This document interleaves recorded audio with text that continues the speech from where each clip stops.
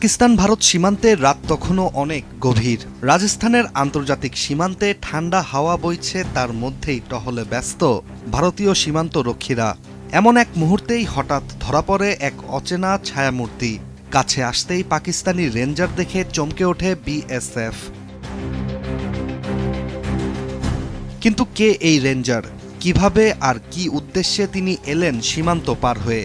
এত সব প্রশ্নে যখন ধোঁয়াশা, তখনই খবর ছড়িয়ে পড়ে পাকিস্তানের কাশ্মীর সীমান্ত বরাবর এলওসি বা নিয়ন্ত্রণ রেখাতে শুরু হয়ে গেছে ভারী গোলাগুলি। এই ঘটনার মধ্য দিয়েই ভারত পাকিস্তান সীমান্তে ফের চড়তে শুরু করেছে উত্তেজনার পারদ। রাজস্থানের আন্তর্জাতিক সীমান্তে এক পাকিস্তানি রেঞ্জারকে আটক করেছে ভারতীয় সীমান্ত রক্ষা বাহিনী বিএসএফ। বিএসএফের পক্ষ থেকে বিষয়টি নিশ্চিত করা হলেও এখন পর্যন্ত ওই রেঞ্জারের পরিচয় প্রকাশ করা হয়নি। ভারতের স্থানীয় গণমাধ্যম ইন্ডিয়া টুডের একটি প্রতিবেদন থেকে জানা যায়, আটককৃত ওই পাকিস্তানি রেঞ্জার বর্তমানে বিএসএফের রাজস্থান ফ্রন্টিয়ারের হেফাজতে রয়েছেন। ভয়াবহ এই ঘটনাটি ঘটে এমন এক সময় যখন দুই দেশের মধ্যে সম্পর্ক রয়েছে সবচেয়ে নাজুক অবস্থানে। কারণ 23 এপ্রিল পাঞ্জাব সীমান্তে দায়িত্ব পালনকালে ভুল করে সীমান্ত পার হয়ে পড়েছিলেন বিএসএফ কনস্টেবল পূর্ণম কুমার শাহ। পরে পাকিস্তানি রেঞ্জাররা সাথে সাথেই তাকে আটক করে। এখন পর্যন্ত তাকে ফিরিয়ে দেওয়ার ব্যাপারে পাকিস্তানের পক্ষ থেকে কোনো উত্তর পাওয়া যায়নি, বরং তার ছবি ছড়িয়ে পড়েছে পাকিস্তানি সামাজিক যোগাযোগ মাধ্যমে, যেখানে তার চোখ বাঁধা, পাশে পড়ে আছে তার অস্ত্র ও অন্যান্য জিনিসপত্র। রেশ কাটতে না কাটতেই পাল্টা চিত্র রাজস্থানে। বিশ্লেষকরা বলছেন এটি হয়তো কাকতালীয়, না হয় দুই দেশের সীমান্ত নীতির মধ্যে নতুন এক খেলা। তবে 3 মের ওই ঘটনাকে কেন্দ্র করে কাশ্মীরের এলওসি বরাবর ছড়িয়ে পড়ে ভয়াবহ সংঘর্ষ। কুপওয়ারা, বারামুলা, পুঞ্চ, রাজৌরি, নশেরা, মেন্দর এবং সুন্দরবানি সেক্টর জুড়ে শুরু হয় ভয়াবহ গোলাগুলি। এদিকে ভারতীয় সেনাবাহিনীর দাবি, পাকিস্তানের সেনারা কোনো প্রকার উস্কানি ছাড়াই গুলি চালানো শুরু করেছে, যার পাল্টা জবাবও দেয়া হয়েছে বলে জানিয়েছে ভারতীয় সেনাবাহিনী। বিশ্লেষকদের ধারণা, এই সংঘর্ষের পেছনে কারণ 22 এপ্রিলের পেহেলগামের হামলা। সেদিন জম্মু কাশ্মীরের পর্যটকদের উপর গুলি চালায় পাকিস্তান ভিত্তিক এক সন্ত্রাসী গোষ্ঠী, যাতে প্রাণ হারান অন্তত 26 জন ভারতীয় নাগরিক। সীমান্ত পরিস্থিতির এমন উত্তাল সময়ে দুই পক্ষই এখন বন্দী সৈন্যদের সামনে রেখে একরকম মনস্তাত্ত্বিক চাপ প্রয়োগ করছে বলেও ধারণা বিশ্লেষকদের। অতীতে দেখা গেছে এমন ভুল পারাপারের ঘটনায় দুই দেশই পতাকা বৈঠকের মাধ্যমে সৈন্যদের ফেরত দিয়েছে, কিন্তু এবার পরিস্থিতি ভিন্ন। প্রশ্ন এখন একটাই, এই সীমান্ত উত্তেজনা কি সাময়িক, নাকি আরও বড় সংঘর্ষের পূর্বাভাস? তবে আপাতত দুই দেশের সীমান্তরক্ষীরা থাকছে সর্বোচ্চ সতর্কতায়, আর আকাশে প্রতিনিয়ত জমছে ঘন কালো মেঘের ছায়া।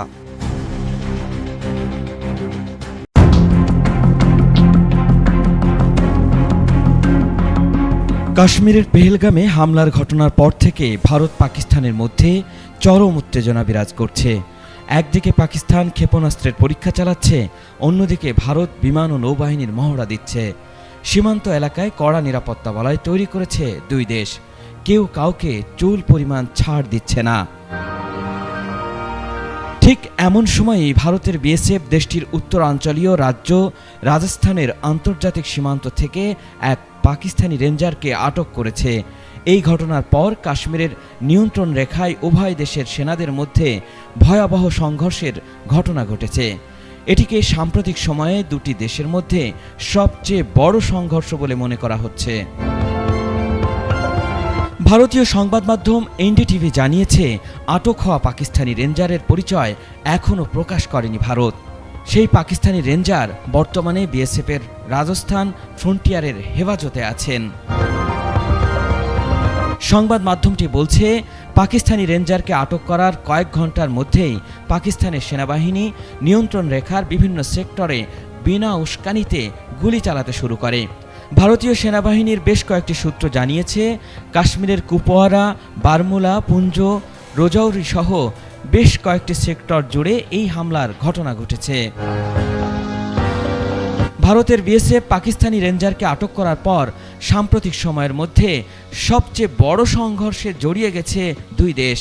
যেখানে একসঙ্গে সবচেয়ে বেশি পাকিস্তানি সেনা অংশ নিয়েছেন বলেও জানা গেছে। এর আগে 23 এপ্রিল পাঞ্জাবের ফিরোজপুর থেকে বিএসএফ কনস্টেবল পুনম কুমার শাহকে আটক করেছিল পাকিস্তান।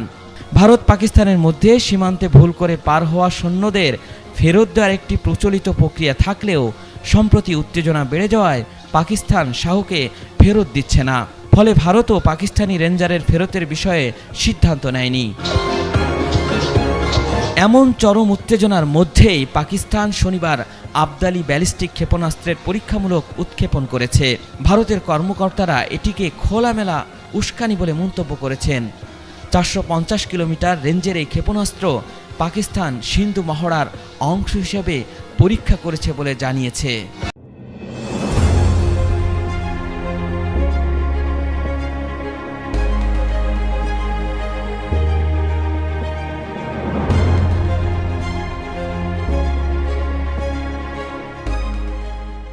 সম্প্রতি জম্মু ও কাশ্মীরের পেহেলগামের সন্ত্রাসী হামলাকে কেন্দ্র করে ভারত পাকিস্তানের বিরুদ্ধে একের পর এক আগ্রাসী ও উস্কানিমূলক তৎপরতা চালিয়ে যাচ্ছে। তবে সময় উপযোগী ও কার্যকর প্রতিরক্ষা প্রস্তুতি নিয়ে ভারতের সম্ভাব্য আগ্রাসন রুখে দিয়েছে পাকিস্তান। পাকিস্তানি সংবাদ মাধ্যম জিও টিভির এক প্রতিবেদনে জানানো হয়, 29 এপ্রিল রাত থেকে 30 এপ্রিল রাতের মধ্যে ভারতের 4টি রাফাল যুদ্ধবিমান পাকিস্তানের দিকে অগ্রসর হয়। হরিয়ানার ওম্বালা বিমানঘাঁটি থেকে এসব বিমান 1200 কিলোমিটার গতিতে উড্ডয়ন করে পাকিস্তান সীমান্তের কাছাকাছি চলে আসে। যদিও তারা পাকিস্তানের আকাশসীমা অতিক্রম করেনি, তবুও তাদের কাছে থাকা 200 কিলোমিটার পাল্লার স্পাইস 2000 ক্ষেপণাস্ত্র বড় হুমকি হিসেবে দেখা হয়। এই পরিস্থিতিতে পাকিস্তান বিমান বাহিনী তৎক্ষণাৎ প্রতিরক্ষা ব্যবস্থা সক্রিয় করে। রাফাল যুদ্ধবিমানগুলো রাডার ও যোগাযোগ ব্যবস্থা সফলভাবে জ্যাম করে দেওয়া হয়, যার ফলে বিমানগুলো নিজেদের মধ্যে সমন্বয় হারিয়ে ফেলে। একই সময়ে আকাশে পাকিস্তানের জে-10C যুদ্ধবিমানগুলিও টহল দিচ্ছিল, যেগুলো 230 কিলোমিটার পাল্লার PL-15 ক্ষেপণাস্ত্র দিয়ে সজ্জিত ছিল। অর্থাৎ পাকিস্তান নিজ আকাশসীমার মধ্য থেকেই ভারতের রাফালকে টার্গেট করতে পারত। এই কৌশলী জবাবে ভারতীয় রাফাল বিমানের দলকে শ্রীনগরে জরুরি অবতরণ করতে হয়। তারা আম্বালায় ফিরে যেতে পারেনি। বিষয়টি পাকিস্তানের ইলেকট্রিক ও সাইবার ওয়ারফেয়ারের দক্ষতারই প্রমাণ। এটি অনেকটা 2019 সালের ঘটনার পুনরাবৃত্তি, যেখানে ভারতীয় পাইলট অভিনন্দনের MiG-21 বিমান পাকিস্তান ভূপাতিত করেছিল। তবে এবার লক্ষ্য ছিল ভারতের অত্যাধুনিক রাফাল, যেগুলো ভারতীয় আকাশ প্রতিরক্ষার মেরুদণ্ড হিসেবে বিবেচিত। জিও টিভির তথ্য মতে ওই রাতেই ভারতের পক্ষ থেকে পাকিস্তানে হামলার আরেকটি পরিকল্পনা নেওয়া হয়। তবে পাকিস্তান তাৎক্ষণিকভাবে 40 থেকে 50টি যুদ্ধবিমান আকাশে পাঠিয়ে পুরো পরিস্থিতি নিয়ন্ত্রণে নেয় এবং ভারতের সম্ভাব্য হামলা আগেভাগেই প্রতিহত করে। সূত্রগুলো জানায়, পাকিস্তানের মাল্টি ডোমেইন সক্ষমতা, বিশেষ করে সাইবার ও মহাকাশ ভিত্তিক প্রযুক্তির আধিপত্য ভারতের কৌশল ব্যর্থ করে দিচ্ছে। পাকিস্তান শুধু আকাশসীমা নয়, প্রযুক্তিগত দিক থেকে ভারতের থেকে এগিয়ে আছে। এই আধুনিক প্রযুক্তি ব্যবহারের মাধ্যমেই পাকিস্তান রাফালের মতো উন্নত যুদ্ধ বিমানকে মোকাবেলা করতে সক্ষম হয়েছে। ভারতের প্রধানমন্ত্রী নরেন্দ্র মোদী একসময় বলেছিলেন, 2019 সালে যদি রাফাল হাতে থাকতো তবে পরিস্থিতি অন্যরকম হতো। কিন্তু এবার রাফাল হাতে থাকার পরও পাকিস্তানের দক্ষ প্রতিরক্ষা কৌশলের সামনে ভারত আবারও ব্যর্থ হয়েছে। এটি পাকিস্তানের আধুনিক প্রতিরক্ষা সক্ষমতা এবং কৌশলগত প্রস্তুতির একটি জোরালো প্রমাণ।